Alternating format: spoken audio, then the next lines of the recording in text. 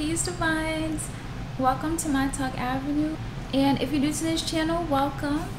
Be sure to like, share, subscribe, and hit the notification button so you can be notified of more videos. And I know I haven't seen my Divines in a while. I wanted to make a quick smoothie, and this smoothie is good for being anti-inflammatory, and this smoothie is good for having a lot of antioxidants. Alright, so let's make this lovely smoothie. I'm going to use some apple. I'm using green apple, but you can use whatever apple you want. Using some non-dairy milk, and I also have some coconut water in here because I didn't have enough non-dairy milk. Also using some coconut flakes. I'm also using some coconut flakes, and you can definitely use coconut meat, okay? Or you can use coconut flakes. I keep blueberries at home a lot. I love blueberries. My son loves blueberries. So we're definitely using some frozen blueberries today.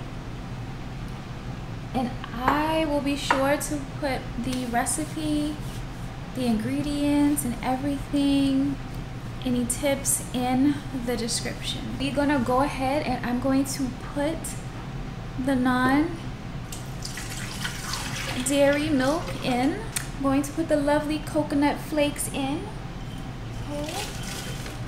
I'm going to put the apples in. I'm going to put the blueberries in, okay? The frozen blueberries. We are going to go ahead and blend this up. I will put it in the description. You can add dates to this, like 2 to 3 dates, okay?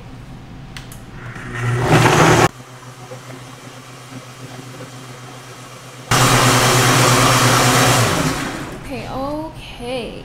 We have a lovely smoothie, and remember the ingredients. We have frozen blueberries, we have coconut flakes, we have non-dairy milk, we have coconut water, we have apple, okay?